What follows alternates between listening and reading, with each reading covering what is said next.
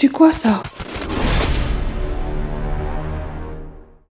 Hey guys, j'espère que vous allez bien, moi ça va. Pour ceux qui ne me connaissent pas encore, je m'appelle Charline et je vous souhaite officiellement la bienvenue sur ma chaîne et YouTube. Il se fait vraiment très tard, je suis déjà en pyjama, en t-shirt et tout, mais je me suis maquillée, je me suis dit faut que je vous raconte ça là. Puisque vous réclamez tout le temps des histoires flippantes, je vous en ai trouvé une, donc je me baladais comme ça sur un des groupes paranormaux malgaches dont je suis membre et j'étais tombée sur cette histoire, une pépite, qui parle encore une fois ici de pacte. J'espère que vous êtes prêts pour ce qui va suivre, car cette histoire est vraiment creepy. N'hésitez surtout pas à me lâcher un gros pouce bleu, à vous abonner si ce n'est pas encore fait. Donnez-moi de la force sur mes réseaux, surtout sur Instagram. Maintenant que c'est fait, que vous vous êtes bien installés, que vous avez pris à boire et à manger, j'arrête de blablater et entrons dans le vif du sujet.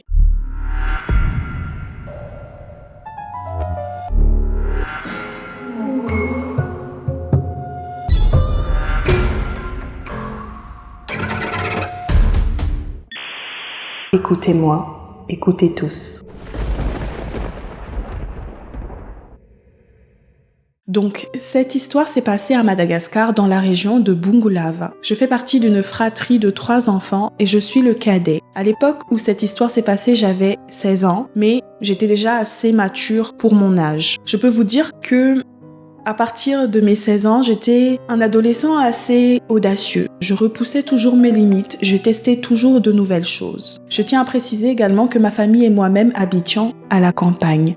Donc, comme il n'y avait pas de lycée, moi je devais déménager en ville quand j'avais cours, c'est-à-dire que je prenais une petite chambre d'étudiant pour pouvoir suivre mes cours en ville. Sinon, le reste du temps et pendant les vacances, bien sûr, je suis à la campagne avec le reste de ma famille. Donc un jour, une nouvelle élève était arrivée dans notre lycée. J'ignorais d'où elle venait, mais je peux vous dire qu'elle m'a tapé dans l'œil. J'ai pas arrêté de la fixer. Elle a vraiment retenu toute mon attention. Comme ce qui se dit, j'étais clairement aveuglée par cette fille. Peut-être était-ce le coup de foudre, je l'ignorais, mais une chose est sûre, c'est qu'elle m'a vraiment captivée. Plus tard, j'ai su qu'il s'agissait en fait de la fille d'un directeur d'une entreprise de la région, donc d'une société dont je tairai le nom, sinon on comprendra directement de qui il s'agit. Pour l'histoire, je vais appeler cette fille Malal et j'étais clairement tombée amoureux d'elle. J'étais toujours motivée. Depuis qu'elle est arrivée, en tout cas, j'étais devenue hyper motivée à venir tous les jours en cours et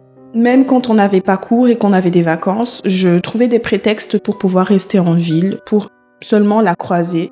Donc je mentais à mes parents, je leur disais que j'avais des rattrapages ou des cours du soir à faire. Ce qui fait que je passais la quasi-totalité de mon temps en ville plutôt qu'à la campagne lorsque j'avais du temps libre. Donc les jours passent et tout, et vient le moment où nous avions eu une sortie scolaire pour pouvoir reboiser une partie de la région. Donc j'ai profité de cette occasion pour bidouiller une stratégie pour m'approcher d'elle et briser la glace et discuter avec elle car je voulais absolument conquérir son cœur. Donc on arrive à l'endroit pour reboiser et j'ai pris mon courage à 2 mains et j'ai décidé en fait d'approcher son groupe d'amis parce qu'elles étaient plusieurs copines comme ça. Je m'approche, je les ai saluées, elle ainsi que tous ces groupes de copines. J'avais vraiment pris mon courage à 2 mains, j'étais tellement timide mais je voulais absolument m'approcher et discuter avec Malal. Donc je m'approche comme je vous l'ai dit, je les salue et je m'assois à côté d'elle et elle m'a rendu donc mon bonjour et elle m'a souri. Je lui ai aussi rendu son sourire mais j'étais très nerveux. C'était assez gênant. Ensuite, j'entame la conversation avec elle. Je lui demande si elle se sent bien dans notre lycée, si elle s'est bien acclimatée, si elle se sent bien accueillie, etc. Elle m'a répondu qu'elle essayait de s'adapter du mieux qu'elle pouvait et j'étais très contente parce que je trouvais qu'elle était très réceptive à mes questions. Elle me répondait, elle discutait avec moi.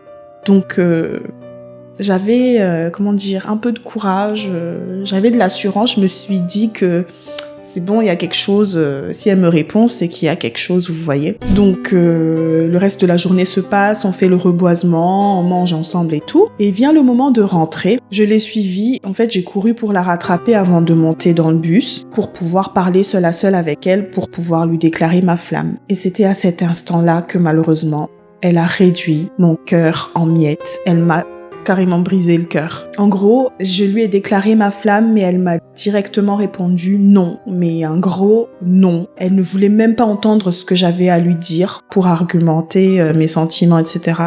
Elle m'a freiné net dans ce que je lui ai dit. Après ça, elle a rejoint ses copines dans le bus. Et moi, j'étais restée là, triste, déçue. Et en même temps, j'avais honte. Honte de mes potes parce que je n'ai pas réussi à draguer Malal. Et ils étaient là à clairement se foutre de ma gueule. Donc, après cet échec, je n'avais plus envie, vous voyez, de revenir en classe. Je n'étais plus motivée. J'ai carrément décroché. D'autant plus que j'avais honte de mes potes parce qu'à chaque fois que je venais en classe, ils se moquaient de moi de plus belle. Et je me sentais très gênée de me retrouver dans la même pièce qu'elle, surtout quand il s'agissait d'aller au tableau parce qu'elle s'asseyait tout devant. Donc c'était vraiment gênant. Donc les jours et les semaines passaient et mes sentiments pour elle n'ont pas cessé de grandir en fait. Ça a augmenté de jour en jour. Donc, j'ai décidé de changer de tactique, de lui redéclarer encore une fois ma flamme, mais cette fois-ci en lui écrivant une lettre. Donc, je donne la lettre à une de ses copines en main propre. Et quelques jours après, Malal m'a répondu. J'étais très étonnée,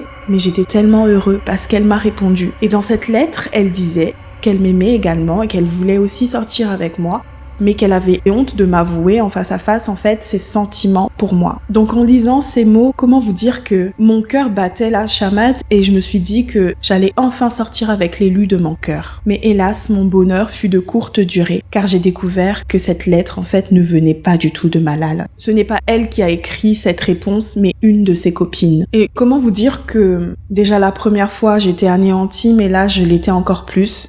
Ça me faisait tellement mal de la voir dans le couloir, par exemple, à la sortie des cours, m'ignorer. C'est comme si je n'existais pas quand je passais à côté d'elle. Je me sentais vraiment effacée alors que je l'aimais tellement, cette meuf. Mais voilà, ce n'était pas un amour réciproque. Et pour preuve, même quand je tentais, par moments de courage, de m'approcher d'elle et de discuter avec elle, pour tenter de lui faire comprendre que je lui écris une lettre, elle me stoppait net encore une fois, elle n'en avait strictement rien à faire. Vraiment, elle a changé du tout au tout avec moi, elle me répondait froidement, mettait des distances, c'était pas comme au début, vous voyez, où elle me rendait les sourires, etc.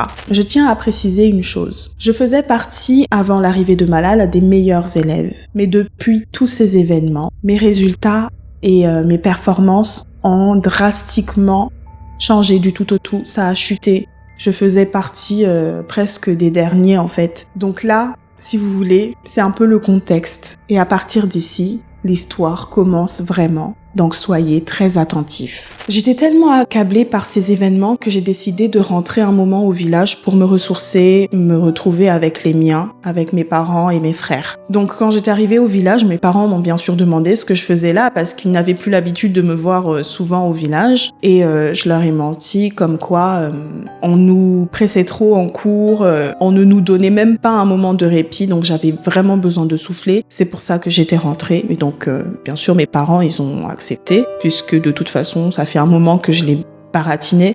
Mais en gros, j'avais séché les cours, je ne voulais pas y aller, je voulais pas la voir. J'étais pas dans mon assiette, donc j'étais partie voir les miens. Donc les jours passent et durant ce séjour, j'ai eu l'occasion de discuter avec l'un de mes oncles qui vivait dans le même village que nous. Au fil de la discussion, il s'est mis à me demander comment étaient les filles de la ville et rangée par la colère en entendant ça, en fait, je me suis mis à pousser des jurons. Donc je lui répondis que les gens n'étaient que des hypocrites qui s'amusaient à rabaisser les autres. Donc mon oncle me demande plus de détails et je lui ai répondu que parmi mes amis, il y avait des imposteurs. Et au fil de la discussion, toujours, je me suis mis à prononcer le nom de Malal sans le vouloir. Et donc mon oncle, il me demande qui c'est, il me pose des questions sur la nature de notre relation et là, je lui ai tout raconté du début jusqu'à la fin. Et ce qui a interpellé mon oncle, c'était d'entendre que je n'étais plus l'élève studieux qu'il connaissait. Il était, attristé mais en même temps un peu déçu. C'est là qu'il m'a dit qu'il fallait absolument que je règle tout ça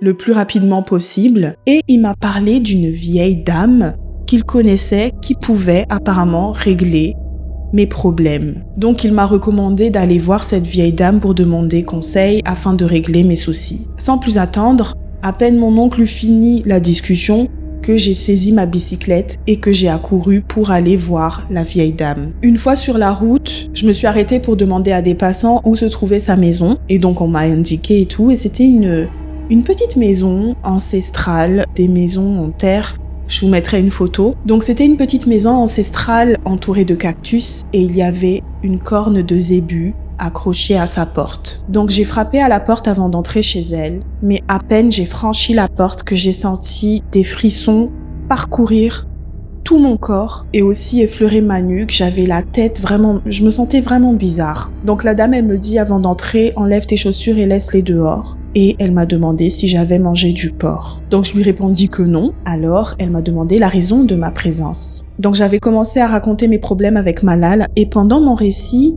je me suis rendu compte que elle n'en avait rien à faire de ce que je lui racontais en fait. Elle était juste préoccupée à faire je ne sais quoi. Elle était dans une autre pièce, séparée par un rideau. Et ici, je tiens à préciser que à ce moment-là, je n'avais aucune idée de ce qu'elle faisait. Mais maintenant que j'y pense en fait, pendant que je lui racontais ce qui se passait dans ma vie, elle était affairée à préparer le rituel. C'est comme si elle sentait que j'allais venir en fait. Ou alors qu'elle connaissait déjà mon problème par je ne sais quelle raison d'ailleurs. Parce qu'elle ne m'a jamais croisée, je l'ai jamais croisée. Mais voilà, elle était en train de préparer le rituel. Donc je finis mon récit. Elle aussi, elle finit ce qu'elle était en train de préparer. Et elle me demande de me déshabiller. J'ai trouvé ça vraiment bizarre. Mais je me suis appliquée. Une fois que je me suis déshabillée, elle a appliqué sur mon corps un liquide blanchâtre. J'ignorais absolument ce que c'était et avec ses mains, elle faisait des gestes comme pour dessiner un serpent et une croix sur mon corps. Toi, une dame que tu ne connais pas.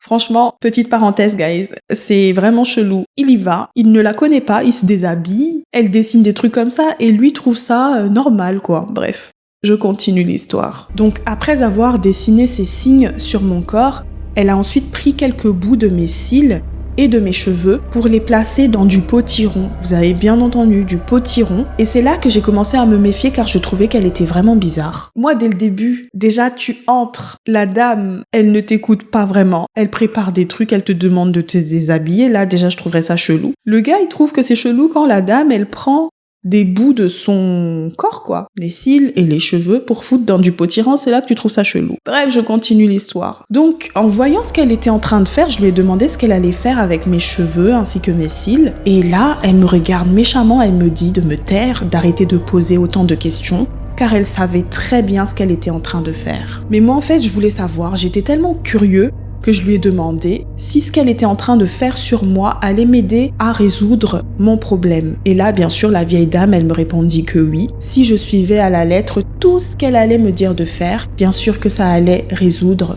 mon problème et pas que mon problème, mes problèmes, notamment avec mon entourage, mais pas que avec Malala. Donc, pour finir son rituel là, elle a pris un couteau car elle voulait faire une entaille dans ma main pour...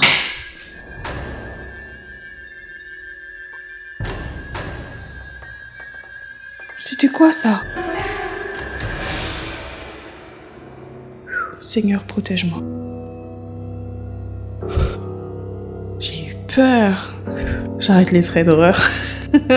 Mais non, enfin, je sais pas ce que c'est. Après, c'est une vieille bâtisse, hein. Mais je suis pas sereine là. Bref, je continue l'histoire. Et pour finir, elle avait pris un couteau pour me taillader la main afin d'extraire mon sang. Dès que j'ai vu le couteau, j'ai directement retiré ma main et je lui ai demandé ce qu'elle voulait faire avec mon sang. Qu'est-ce qu'elle s'apprêtait à faire clairement? La dame, elle m'a répondu qu'elle avait besoin de mon sang pour compléter le rituel. Donc là, moment de lucidité peut-être, j'ai refusé. Je suis sortie, j'ai pris mon vélo et je suis rentrée chez moi. Donc je me suis mis à pédaler de toutes mes forces et arrivée chez moi, en fait, je n'ai pas pris le temps d'examiner ce qu'elle avait dessiné sur mon corps. D'autant plus qu'elle m'avait demandé de me laver une fois chez moi pour enlever tout ça. Et je ne voulais surtout pas que mes parents apprennent quoi que ce soit de ce que je venais de faire. Donc je me suis directement hâtée dans la salle de bain pour enlever ces traces blanches et je n'ai parlé à qui que ce soit de ce que je venais de faire. Plus tard dans la nuit, je fais un rêve. Dans ce rêve, je sortais avec Malal et on était très amoureux. Puis tout d'un coup, la vieille dame que j'étais allée voir est apparue dans le rêve et elle m'a demandé si je voulais que tout ceci devienne une réalité. Je me suis réveillée en sursaut, j'étais trempée de partout, je suais, mon drap était complètement trempé. Je tiens à préciser que je partageais ma chambre avec mon frère et mon sursaut l'a également réveillé. Donc il m'a demandé si j'allais bien et je lui ai rassuré que oui. Et depuis cette nuit-là, tous les soirs, à chaque fois que je m'endormais, je faisais le même genre de rêve avec Malal. Des fois, on partait en vacances, des fois, on avait des enfants, etc. Puis la vieille dame qui apparaît pour me dire si je voulais que tout ceci devienne une réalité. Et je me réveille en sursaut, réveillant au passage également mon frère. Et voilà, mon frère, il commençait vraiment à en avoir marre de cette situation parce que tous les soirs, à chaque fois que je sursautais, lui aussi se réveillait. Donc, il a tout dit à mes parents. Et quand mes parents m'ont demandé ce qui n'allait pas, je leur ai dit que tout allait très bien. Voilà. Sauf que, voilà, il m'arrivait, quand j'étais en ville, de veiller très tard pour réviser. Donc, j'avais du mal à m'endormir ou quand je dors, je me réveille rapidement après. Et un jour, c'était le rêve de trop. Je rêvais toujours de la même chose. Mais voilà, j'ai pris la décision d'aller revoir la vieille dame car je n'en pouvais plus. Je voulais que ça devienne, une réalité. Donc, je vais chez elle et je lui demande pourquoi est-ce qu'elle apparaissait toujours dans mes rêves. Donc la dame, elle me répondit qu'il ne s'agissait pas d'elle, mais d'un esprit qui apparemment me protégeait, qui voulait réaliser mes rêves et concrétiser mon bonheur. Donc en entendant ça, je lui ai demandé confirmation. Est-ce que si je suivais à la lettre le rituel et tout ce qu'elle me demandait de faire, j'allais obtenir tout ce que je souhaitais et régler mes problèmes? La vieille dame, sans surprise, me répondit que oui. J'ai alors accepté. Je voulais réellement sortir avec Malal. Je ne voulais pas que ça reste dans le domaine des songes, en fait. Je voulais que ça soit une réalité. Donc après avoir donné mon top, la dame a refait tout le rituel. Donc dessiner le serpent avec le liquide blanchâtre, prendre des bouts de mes cheveux et de mes cils pour mettre dans le potiron, et vient ensuite le couteau pour taillader ma main pour prélever mon sang. Donc voilà, elle a pris tout ça, donc mes cils, mes cheveux ainsi que mon sang, qu'elle a mis dans le potiron. Elle a mis de la cendre sur ma main et m'a demandé de revenir le lendemain. Donc je rentre chez moi, je me lave pour enlever tout ça. Et la nuit, je fais le même rêve encore une fois. Mais cette fois-ci, la vieille dame me dit que mon bonheur n'était plus très loin. Donc le lendemain, je suis revenue voir la dame. Vous vous demandez sûrement ce que disaient mes parents par rapport à mes allées et venues, surtout que je rentrais très tard la nuit après avoir gambadé dehors pour aller voir cette vieille dame. Mais comment vous dire que mentir était devenu une seconde nature pour moi, puisque je leur disais que je révisais avec des potes et que je devais veiller tard. Et en fait, mes parents, dès qu'il s'agissait des études, ils n'émettaient aucun commentaire car pour eux, j'étais un élève studieux et sérieux. Du moins, c'est ce qu'ils pensaient alors que la réalité était tout autre et que ça faisait bien un moment que, je n'allais plus en cours. Donc voilà, comme je vous disais, le lendemain, je suis revenue voir cette vieille dame et là, elle me donne de l'eau. Une eau noire et nauséabonde.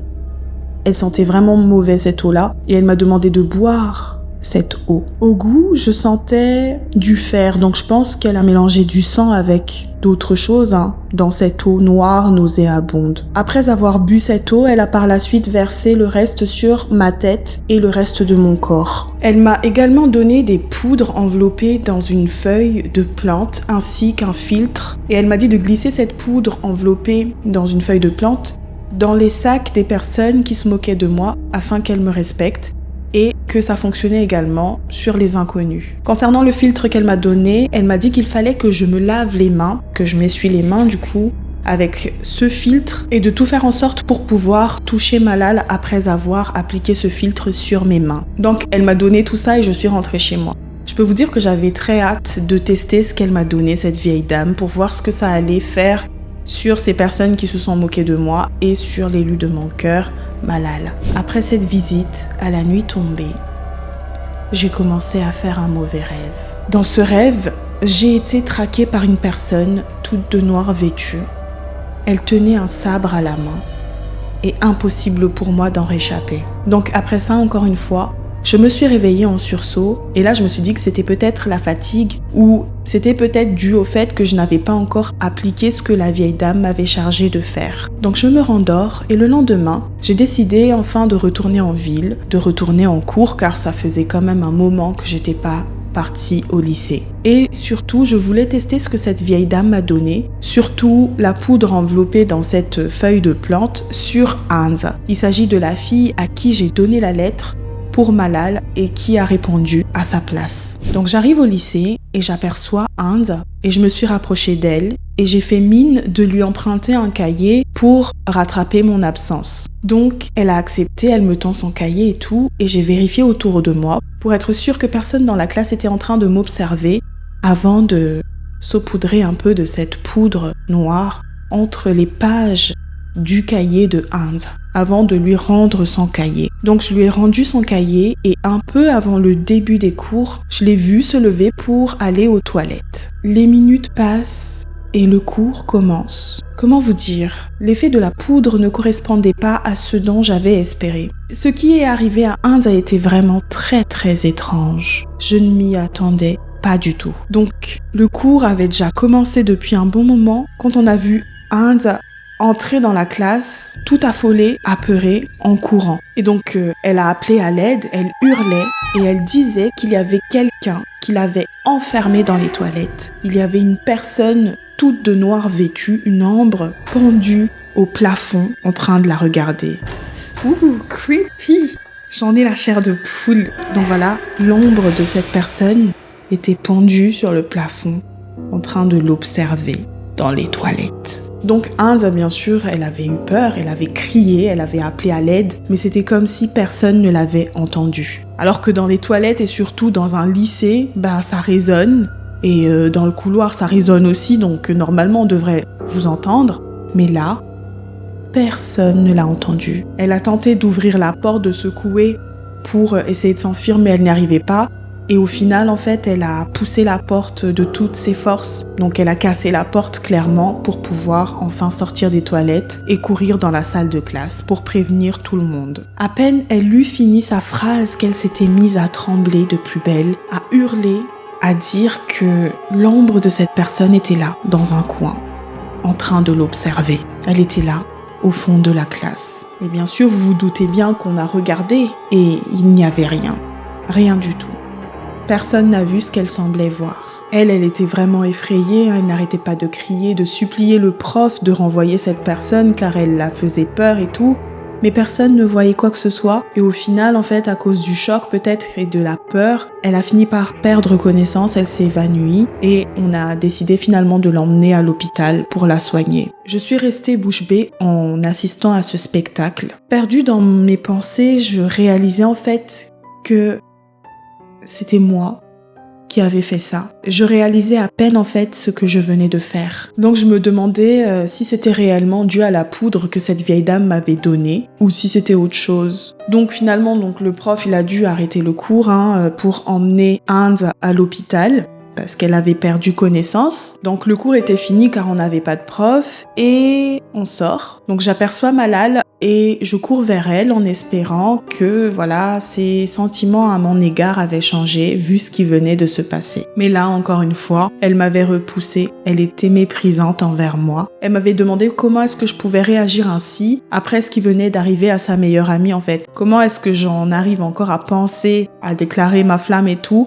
or qu'il y avait une personne qui était en détresse et qui a perdu connaissance. Donc je savais pas quoi lui répondre et après ça, il m'a juste demandé de ne plus jamais lui adresser la parole. Ensuite, elle a tourné les talons et elle est repartie. Donc comment vous dire ? Ma tristesse a de nouveau refait surface et ma décision était prise. Il fallait absolument que j'utilise le filtre que cette vieille dame m'avait donné pour pouvoir conquérir le cœur de Malal. Donc en rentrant chez moi, j'ai élaboré un stratagème pour pouvoir m'approcher d'elle et l'effleurer avec ma main après l'avoir frotté à ce filtre. Donc le lendemain, retour au lycée et avant le début du cours, notre prof nous a raconté que Inde n'arrêtait pas de délirer à l'hôpital et elle n'arrêtait pas de crier, elle n'arrêtait pas de dire qu'il y avait une personne habillée tout en noir, une ombre vraiment effrayante qui n'arrêtait pas de la terroriser. Donc ils ont dû l'attacher en fait pour éviter qu'elle s'enfuit parce qu'elle voulait sauter par la fenêtre et tout. Elle voulait échapper à cette personne qui la terrorisait. Et donc les médecins, ils se sont rendus compte que elle était atteinte par quelque chose de vraiment bizarre. Ça n'avait rien de scientifique, si vous voyez ce que je veux dire. Donc voilà, j'écoutais le prof raconter ça sans vraiment réellement écouter. En fait, clairement, j'en avais strictement rien à faire de l'état de Inde. Je m'en fichais royalement.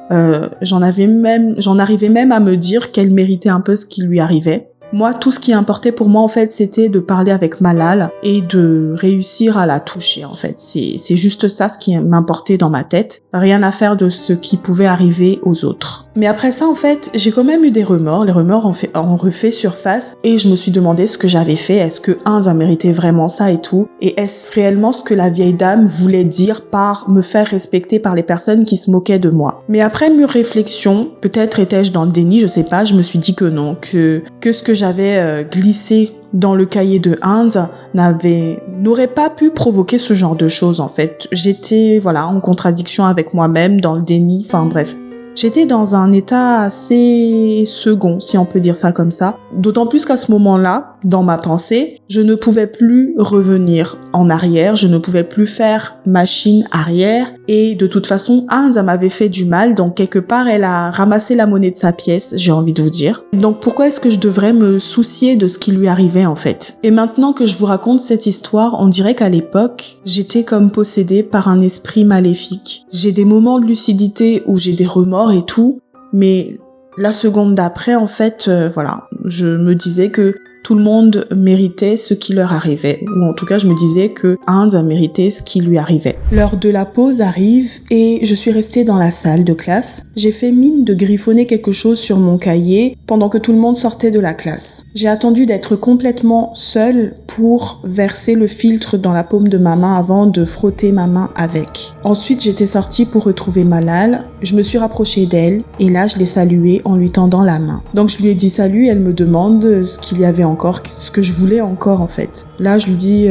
qu'il n'y avait rien et je l'ai supplié de prendre ma main parce que j'avais l'air d'un con en fait, j'avais l'air d'un relou à tendre la main comme ça sans qu'elle me rende en fait ma poigne de main. Et là, figurez-vous qu'elle a accepté. Elle m'a salué en retour. Et dans ma tête, je me suis dit, ça y est, tu m'appartiens enfin. Tu ne pourras plus me repousser comme tu avais l'habitude de le faire. Donc, on se tenait toujours la main à ce moment-là, pendant que je me marmonnais ça dans la tête. Et j'ai décelé dans son regard de la méfiance. Donc, elle retire directement sa main et m'a demandé pourquoi est-ce que j'avais la main moite en fait. J'avais la main moite, humide. Et pris de court, je lui ai dit que je sortais des toilettes, je venais de me laver la main et tout avant de la voir, c'est pour ça. Et en entendant ça, Malal a fait une plaisanterie, ce qui m'a étonnée. Elle m'a demandé si par hasard j'aurais croisé une personne toute de noir vêtue dans les toilettes. Et là, je me suis dit au fond de moi, tiens, on dirait que le filtre il fonctionne déjà parce que là,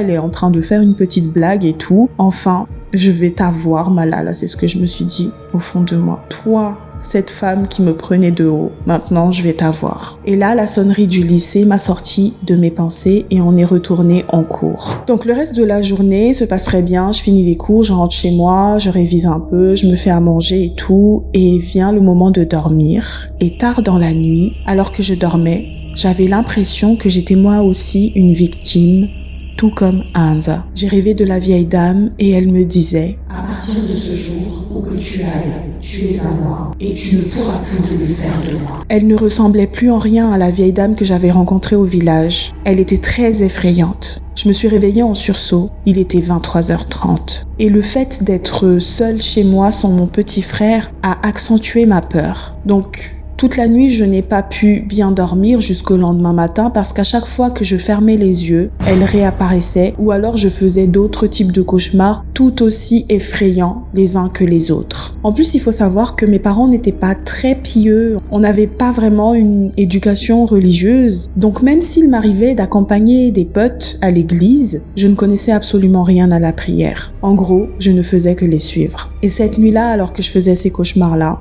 je peux vous dire que prier ne m'a pas du tout traversé l'esprit. C'est comme si j'en avais rien à faire et ce que je me disais, c'est que c'était sûrement une sorte de test que la vieille dame était encore en train de me faire. Cette nuit-là me paraissait tellement longue et ce n'est pas tout simplement parce que j'avais peur, mais c'était aussi parce que j'avais envie de revoir Malal pour voir si le filtre avait bel et bien fonctionné. Le lendemain arrive et à ma grande surprise, tout semblait fonctionner comme je le souhaitais. Et à l'époque, je m'étais dit, finalement, cette mamie, elle était vraiment douée. Elle a vraiment assuré. Dès que Malala m'avait aperçue arriver, elle a accouru vers moi. Et après m'avoir saluée, elle m'a dit qu'il fallait qu'on discute seul à seul. Donc, encore un peu sonnée, je lui demande à propos de quoi. Alors, elle s'était mise à s'excuser pour toutes les méchancetés qu'elle m'avait dites par le passé. Et que ses paroles, en fait, n'étaient pas sincères. C'était parce que elle venait d'arriver en ville et qu'elle avait du mal, en fait, à s'acclimater encore et à accorder sa confiance. Alors, je lui ai demandé si maintenant, elle me faisait entièrement confiance. Ce à quoi elle répondit que oui, et elle m'a demandé si j'étais vraiment sincère lorsque je disais que je l'aimais, et je lui ai répondu que oui, bien sûr, dès le premier jour où je l'avais croisée. Mais je lui ai bien rappelé à quel point elle m'avait,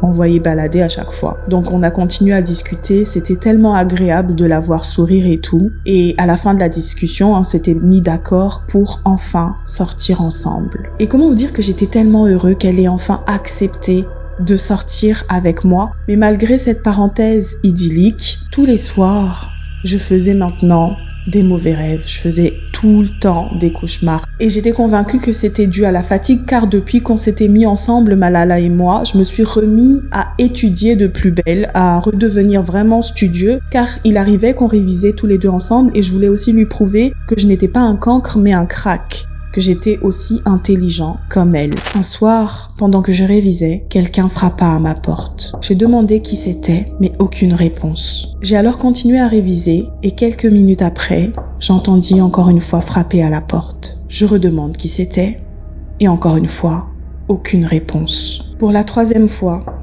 quelqu'un ou quelque chose a encore une fois tapé à la porte. Je me suis précipitée vers la porte pour ouvrir, mais vous vous doutez bien qu'il n'y avait personne dehors. J'ai commencé à me dire alors que c'était sûrement un coup de cette vieille dame et que tout ceci n'était vraiment pas normal. Après ça, j'ai pris la décision de me coucher car il se faisait tard et je n'étais plus concentrée. Et c'est à partir d'ici que l'histoire devient encore plus flippante. Il faut savoir que lorsque j'éteins la lumière dans ma chambre d'étudiant, la lumière du dehors, donc la lampadaire, éclaire l'intérieur de ma chambre. Donc je pouvais facilement distinguer ce qu'il y avait à l'intérieur de ma chambre. Donc j'ai éteint la lumière et lorsque je me suis allongée sur le lit, une personne vêtue de noir était allongée à côté de moi. Je me suis tout de suite relevée pour allumer la lumière tellement j'avais peur et sans grande surprise, vous vous doutez bien qu'il n'y avait rien du tout. Donc je m'étais dit que j'ai sûrement halluciné à cause de la fatigue car je veillais tard et j'étais restée là pendant 1 heure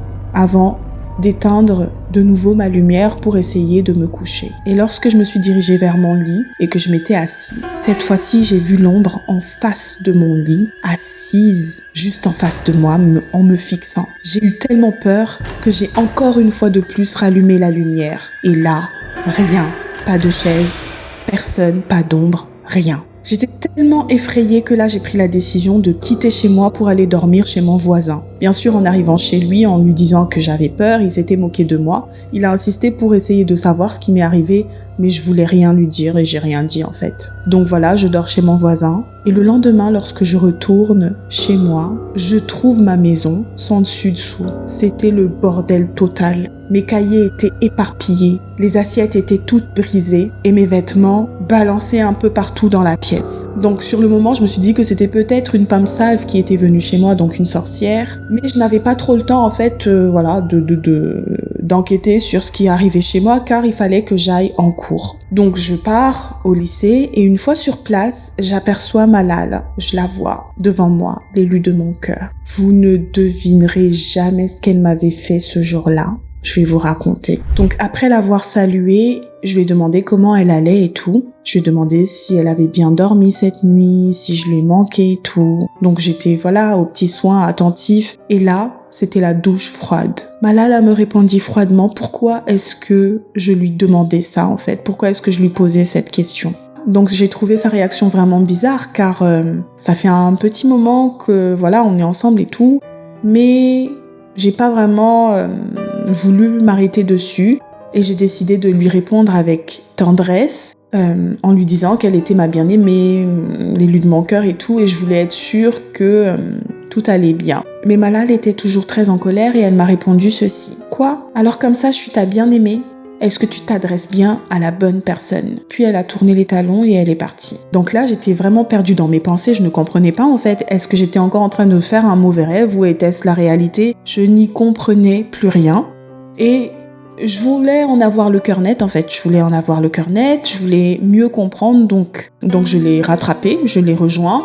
Et là, je lui demande si elle ne m'aimait plus. Et sur un ton colérique, Malala m'a répondu qu'elle ne m'a jamais aimée et qu'elle ne m'aimera jamais, qu'il fallait que j'arrête de la harceler et de lui faire des avances, sinon elle allait tout raconter à son père. Et donc, en entendant tout ça, je peux vous dire que c'était l'une des pires journées de ma vie. Je voulais directement rentrer chez moi tellement j'avais mal, mais j'ai quand même pris le peu de courage qui me restait pour assister au cours. J'avais les larmes aux yeux, je les sentais monter. J'ai rejoint ma place habituelle et une fois assis, j'ai cherché Malala du regard. Et à un moment donné, nos regards se sont croisés.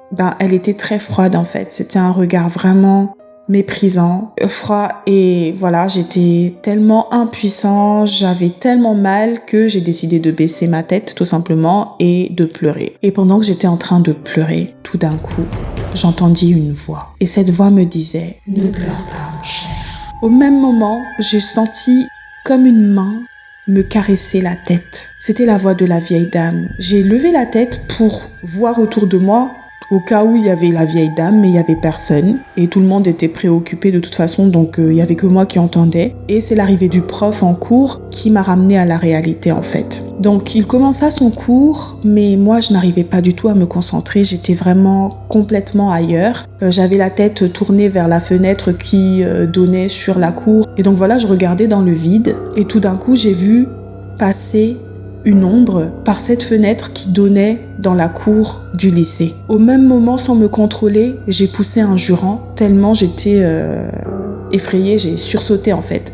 Je ne m'y attendais pas. Toute la classe s'est retournée vers moi et notre prof m'a pris par le col de la chemise pour me mettre dehors afin de me punir. Donc j'ai dit au prof que je n'avais pas fait exprès, que j'avais vu quelque chose d'étrange par la fenêtre et ça m'a surpris. Mais le prof, il ne voulait rien savoir car j'ai dit des gros mots en cours déjà. Tout le monde l'a entendu. Et lui, en fait, il voulait qu'une chose, c'était de me punir en me disant de faire la chaise dehors, face à la porte de la salle de classe pour qu'il puisse quand même me voir en train d'exécuter ma punition pendant que lui continuait à donner les cours. Donc voilà, je m'exécute, je fais la chaise et au cours de ma punition, c'est pas la personne habillée tout en noir qui se dresse là devant moi dans l'encadrement de la porte de la salle de classe. Donc je me suis subitement relevée, pris de peur et de panique, ce qui a déplu au prof, car j'étais censée faire la chaise en guise de punition. Et donc j'ai dit au prof ce que je voyais, qu'il y avait une ombre noire, une personne habillée en noir devant la porte de la salle de classe. Mais comme il ne voyait rien et qu'il y avait que moi qui voyais cette chose, il n'a voulu rien savoir et il fallait juste que je fasse ma punition. Donc j'ai continué à faire la chaise. Et pendant tout ce temps où je discutais avec le prof,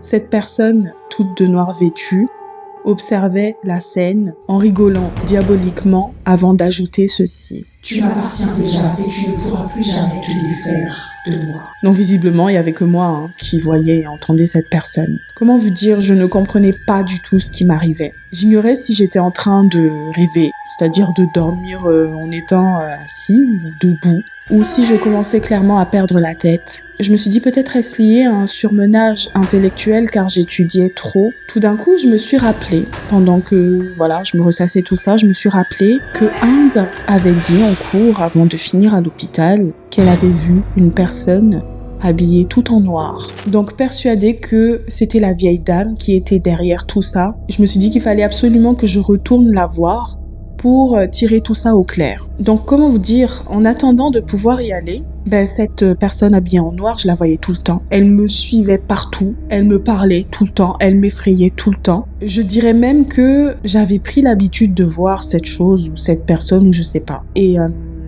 elle n'arrêtait pas de me dire que je lui appartenais et que je ne pouvais plus me défaire d'elle. Et quand elle me disait ces choses-là, il m'arrivait de lui répondre sans faire exprès, sauf que je ne suis pas seule, je suis accompagnée de mes potes et tout. Et comment vous dire ? Tu parles seul, selon eux, j'avais perdu la tête je commençais à perdre la tête à force de réviser. Eux, ils mettaient ça sur le compte du surmenage intellectuel. Et un soir, cette chose qui me hantait m'avait fait vivre un enfer. Elle s'est acharnée sur moi, elle m'a étranglée, elle m'a tabassée et elle me disait « Tu vas mourir si tu me quittes ». Donc, cette nuit-là, c'était vraiment l'horreur, l'enfer, comme je vous l'ai dit. Et le lendemain, lorsque je m'étais réveillée, j'avais des bleus partout. Je n'arrivais même plus à les cacher. Tout le monde les voyait et me demandait comment je m'étais fait ça, mais je ne savais pas quoi leur répondre, mis à part que voilà, j'étais tombée et tout. Quand j'ai pu finalement revenir au village, à peine j'ai posé mes affaires que je voulais directement me rendre chez la vieille dame. Donc avant d'y aller, j'ai fait exprès de bien manger du porc. Donc je pars et une fois chez elle, j'ai fait exprès de garder mes chaussures. Donc vraiment de faire tout le contraire de ce qu'elle me demandait à chaque fois que je venais la voir. Donc je suis entrée chez elle sans frapper et j'ai gueulé en lui demandant ce qu'elle m'avait fait. Car ce n'était pas ce qu'on avait convenu à la base. Mais la seule chose qui préoccupait cette vieille dame, c'était mon comportement, c'est-à-dire le fait d'être entrée chez elle sans frapper, de ne pas avoir enlevé mes chaussures. Mais j'en avais strictement rien à faire et je lui ai vraiment fait comprendre que j'en avais rien à faire. Et que j'ai même fait exprès de manger du porc avant de venir chez elle. Donc la vieille dame, vraiment enragée, elle m'a sommé de sortir de chez elle. Elle m'a repoussée, mais j'ai refusé. Je ne voulais pas. Je voulais avoir une explication avec elle en fait. Je voulais en avoir le cœur net sur toutes ces choses, toutes aussi étranges les unes que les autres qui m'arrivaient. Donc elle me repousse, j'ai refusé de partir et tout d'un coup elle s'est transformée en cette chose que je voyais en fait, cette personne habillée en noir, vraiment effrayante, cette vieille dame avec une apparence vraiment flippante que je voyais dans mes rêves ou qui me hantait lorsqu'elle a décidé vraiment d'apparaître devant moi pour me dire que je lui appartenais. Donc j'étais effrayée et j'ai pris mes jambes à mon cou, je me suis enfuie. Vient la nuit. Et comment vous dire que cette nuit-là était vraiment horrible. Je vous explique. J'étais en train de faire du somnambulisme, chose que je n'ai jamais faite de ma vie. Quand j'étais revenue à moi-même, j'étais entourée de plusieurs personnes vêtues de noir. Il semblait que je n'étais plus chez moi mais dans une grotte et ces personnes étaient vraiment effrayantes. Elles avaient des yeux rouges et elles essayaient toutes de me tirer vers elles. En fait, elles me tiraient, elle voulait m'effrayer. Et ça, c'était ce que moi je voyais. Mais la réalité était complètement différente. Ce que mes parents et mon frère voyaient, c'était moi, allongée par terre, en train de trembler et de me secouer dans tous les sens. J'étais là en train de crier au secours. Ils ont tenté de m'immobiliser pour me ramener à la raison, mais ils n'y arrivaient pas. À la place, ils entendaient une voix complètement différente de la mienne qui sortait de ma bouche. Le son sortait de ma bouche, mais ce n'était pas ma voix. J'étais comme possédée et cette voix s'exprimait à ma place pour dire ceci. Il n'est plus votre enfant, il nous appartient maintenant. Donc ma famille, complètement apeurée et ne pouvant rien faire, a appelé les gens du voisinage pour me maîtriser car dès qu'une personne s'approchait de moi, je devenais complètement violent. Donc les voisins, ils sont arrivés, ils ont tout tenté. Ils ont tenté de me calmer du mieux qu'ils pouvaient, mais en vain. Rien n'y faisait. Et ce qu'ils ont dit à mes parents, c'est que j'étais sûrement possédée par un mauvais esprit, un esprit maléfique. Et petite parenthèse, il faut savoir que tout ce que je vous raconte là, après l'épisode du somnambulisme, c'est ce que ma famille m'a rapporté après, car moi, ce que je voyais, c'était une autre réalité. J'étais dans une grotte, entourée de ces personnes tout aussi effrayantes les unes que les autres, ou ces choses, ou ces êtres, enfin je sais pas trop. Mais mes parents, eux, ce qu'ils voyaient, c'était autre chose. Donc voilà, ils tentaient de me maîtriser, mais en vain, et c'est alors qu'un des voisins a dit à mes parents d'appeler des exorcistes, car selon cette personne, ce qui était en train de m'arriver, c'était clairement l'œuvre du mal. Et quand mes parents n'y connaissaient rien, ils étaient désemparés et perdus, ils ne pouvaient qu'accepter même s'ils n'avaient aucune notion de christianisme. Donc les gens de l'église qui ont été appelés par les voisins étaient venus sur place et apparemment dès qu'ils étaient entrés chez moi, je les ai insultés. Ou plutôt c'était la voix hyper effrayante qui parlait à ma place, qui les a insultés et qui n'arrêtait pas de dire « Vous ne pouvez rien faire, il est déjà à moi. Donc les exorcistes, ils ont commencé à chasser cette chose hors de moi, mais elle ne voulait clairement pas partir. L'esprit devenait de plus en plus fort. En fait, c'était comme si il essayait, apparemment, d'après ce que mes parents m'ont décrit après, c'est comme s'il essayait de fusionner pour ne faire qu'un qu'avec moi-même. Et apparemment, à chaque fois qu'ils essayaient d'extirper cette chose de moi, je n'arrêtais pas de les mordre ou de les asséner de coups de pied violents. Et donc, voyant que ça ne marchait pas, ils ont pris la décision de m'emmener à l'église. Une fois sur place, ils m'ont enchaînée et ils ont continué la séance d'exorcisme pour chasser cette chose hors de moi. Et apparemment, à chaque fois qu'on m'aspergeait d'eau bénite, cette chose revenait à la charge et se rebellait de plus belle. Il était à peu près 19h lorsque le pasteur et ses fidèles ont décidé de prendre une pause. Et donc, lorsqu'ils ont pris une petite pause, apparemment, j'étais très calme et j'aurais regardé mes parents et je les aurais suppliés de me sauver car s'ils ne me détachaient pas, j'allais mourir. En entendant cela, le pasteur ainsi que son équipe se rapprochent encore une fois de moi et d'emblée, je redevenais incontrôlable. Donc si ça se trouve, en fait, c'était juste une manipulation de cette force qui m'habitait, qui essayait d'attendrir mes parents pour me détacher. Donc ils ont repris la séance, voyant que cette chose revenait à la charge. Ils ont décidé de changer la manière dont ils m'attachaient, de sorte à ce que je ne puisse plus du tout bouger, afin de me faire boire clairement l'eau bénite. Après ça, ils m'ont détaché pour me réattacher afin que je puisse cette fois-ci m'allonger. Enfin, ils m'ont forcé à m'allonger apparemment avant de dessiner une croix sur mon front, de me faire porter un chapelet autour du cou et de poser la Bible,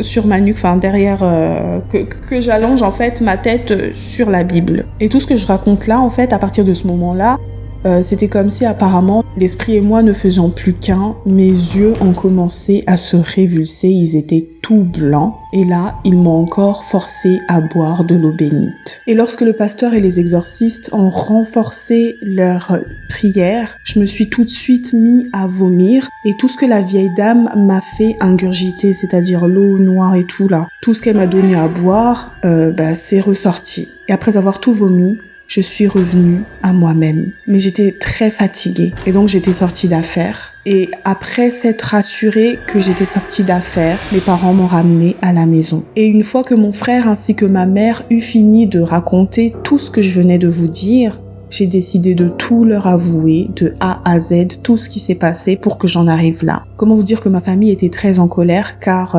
c'était vraiment puéril, dangereux ce que j'ai fait et que j'ai failli perdre la vie quoi. Et j'ai fait le serment de ne plus jamais refaire la même chose et après avoir tout raconté ceci, j'ai perdu connaissance et ma famille m'a emmenée en urgence à l'hôpital et j'étais restée quelques jours sous sérum. On m'a également raconté, j'ai eu vent, que tout ceci s'est su dans le village et que tout le monde était en colère contre cette vieille dame. Les gens du village se sont rendus chez elle et ont brûlé sa maison. Mais comment vous dire, cette vieille dame est vraiment douée. Elle a senti la chose venir de loin. Elle n'était plus dans la maison, elle est partie, elle a tout vidé chez elle, elle n'était plus chez elle lorsque les gens du village étaient venus pour brûler sa maison. Il faut aussi savoir que Hans s'en est sorti. D'ailleurs, elle était venue me rendre visite à l'hôpital avec le reste de la classe. Malal a été là, bien sûr. Elle a souri en me voyant, mais comment vous dire, après tout ce que j'ai vécu, je ne voulais plus la voir. Je ne voulais plus la revoir, je ne voulais plus entendre parler d'elle. Aujourd'hui, je suis pratiquant, marié et père d'un enfant. Je n'ai plus revu la personne en noir, ni la vieille dame d'ailleurs. Et c'est mieux comme ça. Et j'ai un dernier message à vous dire. Le diable existe. Ne faites jamais un pacte avec lui, au risque de souffrir pour vous en débarrasser. Ou pire, d'en mourir pour les malchanceux. Réfléchissez très bien avant d'agir. Et dernière chose, priez, quelle que soit votre croyance. C'était mon histoire. Merci d'avoir écouté jusqu'à la fin. Cette histoire, comment vous dire, elle est creepy, comme toutes les histoires que je vous emmène. Donc j'espère que vous avez kiffé, que vous avez eu votre dose de frayeur. Petit débrief parce que l'histoire est très longue, je vais pas vous retenir longtemps. Comme il l'a dit, faites gaffe. Encore une fois, je le répète sur cette chaîne, faites attention à ce que vous faites, aux choix que vous prenez, au chemin que vous choisissez. Les filtres d'amour et tout ça, là, forcer une personne à se mettre avec vous alors qu'elle ne vous aime pas, alors qu'il n'y a pas de sentiments réels. Encore une fois, c'est éphémère. ça ne dure pas et ça vous apporte plus de dés qu'autre chose, de problèmes qu'autre chose. La loi du triple retour en Wicca, les gars, ce que vous faites vous reviendra 3 fois plus fort, se retournera 3 fois plus fort contre vous. Donc faites gaffe, vraiment, ne manipulez pas des choses que vous ne maîtrisez pas. Et cette personne, franchement, une personne qui t'accueille, déjà sa maison est bizarre. Bon, après, les têtes de zébu accrochées à une porte, je sais pas. Enfin, les têtes de zébu, ça, c'est sacré chez nous. Enfin, ça a une valeur vraiment forte symboliquement chez nous et spirituellement. Mais là, non, c'est bizarre. Pour elle, là, accrocher ça chez elle, machin... déjà, tu entres chez elle, elle est bizarre. Trace ta route, gars, reste pas là. Enfin bref, au risque de me répéter, ne manipulez pas des forces que vous ne maîtrisez pas. Ne jouez pas avec des choses dont vous ignorez les tenants et les aboutissants. Cette dame est clairement louche. Elle demande du sang, elle demande quelque chose qui vient de tes cheveux. Déjà ça peut te mettre la puce à l'oreille que... ça va pas. Et donc voilà, gars, j'ai pas les idées claires là parce que il se fait très tard. Comment vous dire qu'il est 3h du matin? Je voulais vraiment raconter ça en chap-chap, mais j'ai duré. J'ai commencé, il était quoi? Il était à peu près 22h. Donc je suis éclatée, chachou éclatée comme d'habitude et je dis tout le temps la même chose et je me plains tout le temps. Bref, j'espère que l'histoire vous a plu. Si c'est le cas, vous commentez, vous likez, vous partagez au maximum. Rejoignez la famille si vous n'êtes pas encore partie intégrante de notre grande famille qui s'agrandit de jour en jour. Je suis vraiment très très contente. Si vous avez vu la vidéo jusqu'ici, mettez en commentaire prudence. D'ici la prochaine vidéo, fermez vos portes et vos volets. Et surtout, ne faites confiance à personne. Je vous fais plein de bisous. Je vous love. Ciao, ciao!